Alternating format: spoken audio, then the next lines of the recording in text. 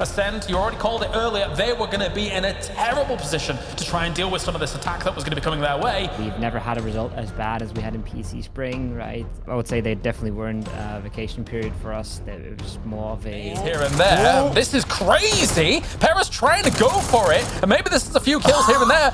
Try and fix us kind of period. Oh my god, and they're getting spammed with them. Goes stuff from the comfort of the compound towards the east. Finds one more now. Brex gone down. Our kind of idea was always, even if we have a really bad tournament, we're still in the top 8 in Europe. Here comes Bumble Squad to finish it off, and they are gone. Down and out are Acend once again. After such a rough start to the season, can Acend still make it to the PUBG Global Championship? So performing like that in PC Spring was kind of a big wake-up call for us, and we've been working on us pretty hard and figuring out a lot of stuff in the team, in and out of the game, to try and get us ready for the upcoming ESWC qualifier, because that's going to be really important for us. Leider bei uns das Internet so ein bisschen am Abrauchen ist im Studio mitbekommt. Ich hoffe natürlich wenig, aber wahrscheinlich ist das nicht der Fall.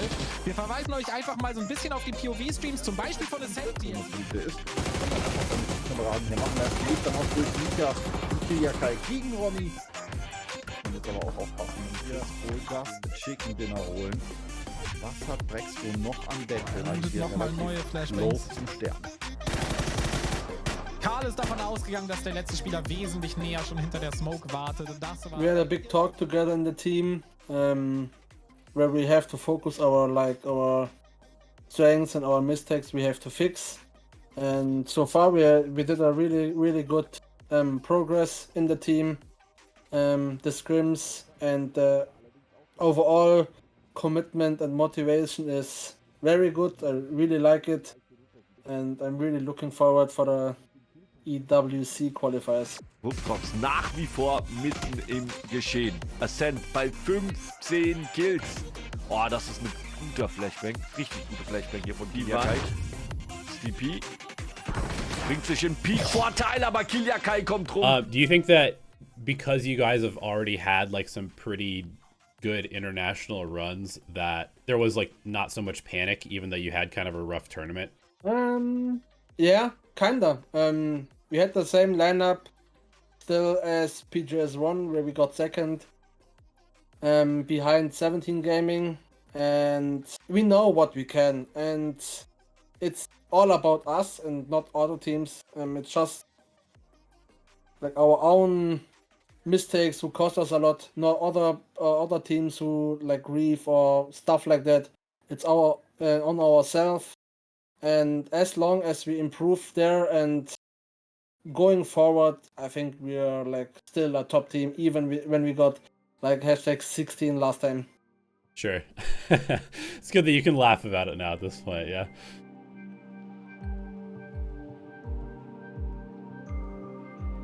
They announced this about maybe 3 weeks ago.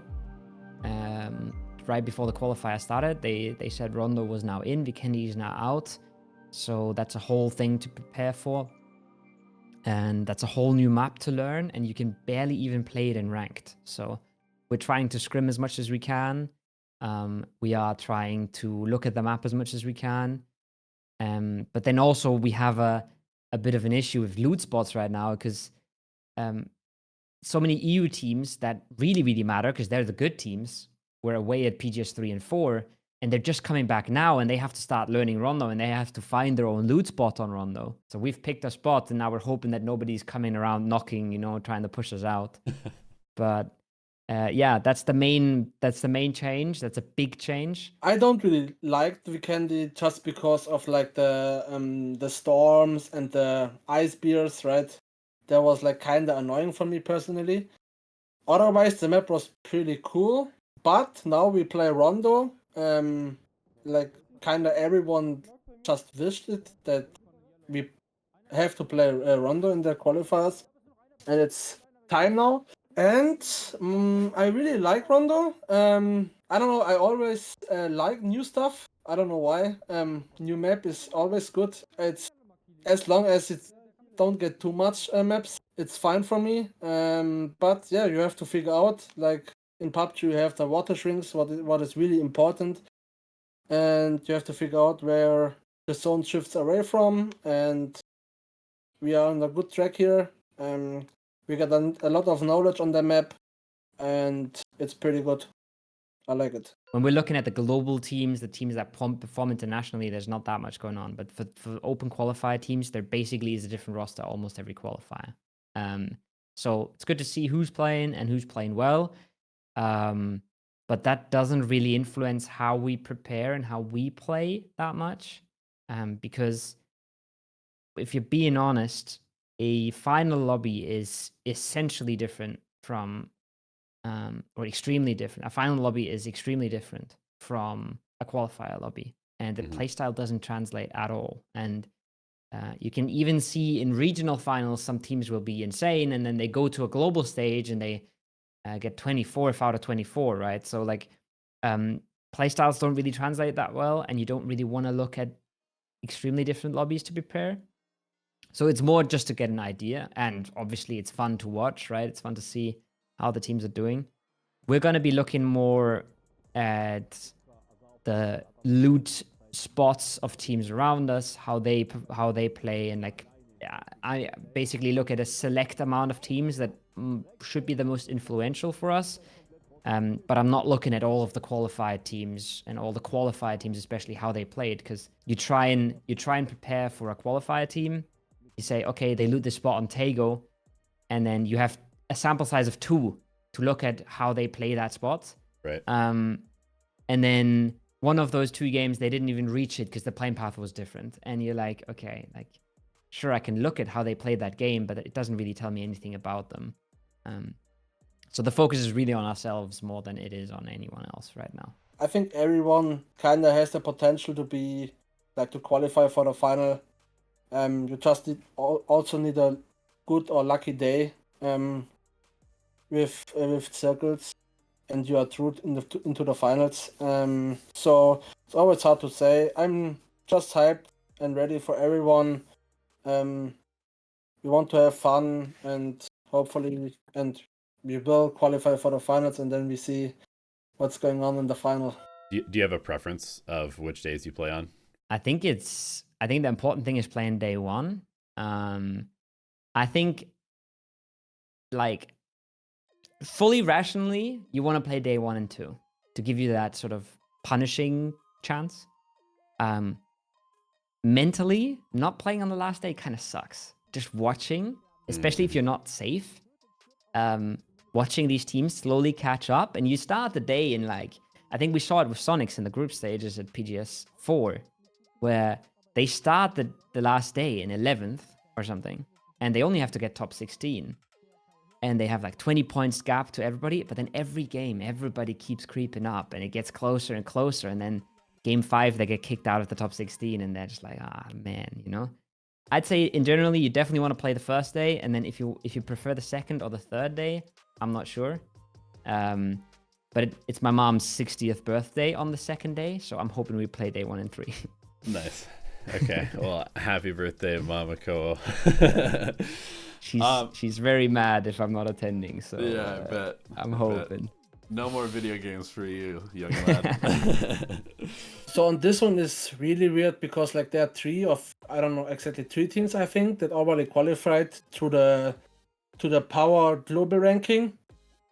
I think it's VP, Twisted Minds, and Navi, if I'm correct. Yeah, I think you're right. And yeah, this is something new, because, like, basically they can just do whatever they want, kinda, because they already qualified into the final, right? So they're just playing for the PGC points. I mean, obvious, the PGC points are also pretty important for them, but I think for Twisted Minds, they're already qualified kind of only because of PGS points, right? They're gonna qualify through PGS points, so they don't care about the PGC points. They could basically say, okay, we don't want to play against Acend, let's go fuck them up. You have to have this, like, in your mind, but at the end we just play our game, We play as always with our information we have. And I think if a team wants to fight, we are down. Definitiv für Probleme. Von hinten kommt allerdings gleich das nächste Team mit dazu. Mika, der will Kills sammeln gegen Bra. Erster Spieler da schon genockt worden. Auch Honey Badger geht los. Nickel ist gleich die nächste und Snidey jetzt ebenfalls. Der Honey Badger rausnimmt und Momus James kriegt sofort allerdings auch den Joystick Gamer und XE gerade das leider unser Killfeed.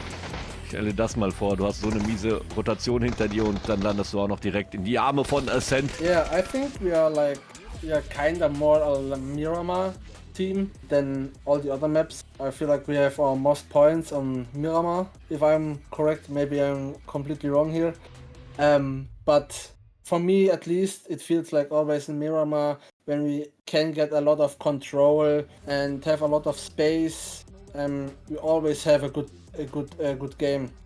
That is more harder in Erangel because you don't have like these ridges and all the terrain you can play with. That is more given in Miramar, and so I think Miramar is our good map hier. Allerdings auch nur noch Milli auf der Seite von Aquila BFD und das ist auch zu diesem Zeitpunkt vorbei. Es ist Snowguard gegen Acend, Dulik und Carlo im 2v1 gegen Chris, aber Chris mit dem Highground.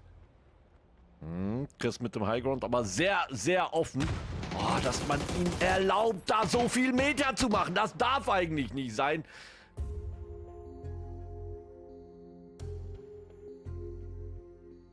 So the thing is, there's still multiple ways for us to go to PGC at the end of the year, both through regional tournaments or through international tournaments. Both is completely possible, and the format is quite complicated there, but the general gist is that Europe doesn't have a lot of slots, right? But if the European teams do well internationally, then they don't compete for the same spots anymore because they get invited. And then we might end up with like a top 6, top 7 in Europe going to PGC, and we'll have the top 6 of Europe go to ESWC as well. And both of those tournaments are massive. They're $2 million prize pool tournaments, so they pretty much define the year, and we have all the chances there still. But obviously we're a little bit on the back foot when it comes to PGC points.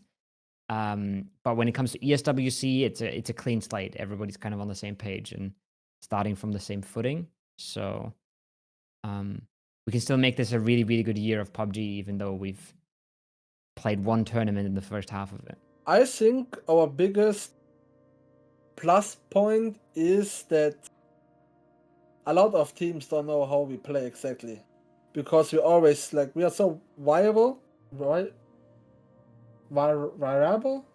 What is the word? Variable, yeah. Variable, and sometimes we don't even know ourselves what we are doing. So if we don't know what we're doing, how other teams should know what we're doing, you know? Like sometimes you're like, in 5 seconds, our gameplay completely is shifted. And I think that is our biggest plus point, because we are just too random what we're doing. Sometimes we camp, sometimes we play mid, sometimes we play edge. Yeah, it's hard for other teams to predict us. Nice. I like that answer. It's good stuff. Cool. Any message to the Acend fans out there watching in the upcoming games?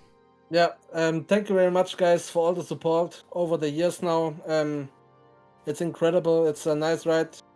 We sucked last time, but this time we will do our best to don't suck. So cheer for us. Come in the chat. I don't know if you saw it. Maybe there's a watch party going on from being with cooperation with Acend. Yeah, I'm just hyped. I hope you guys are hyped as well. Much love to everyone, and cheers.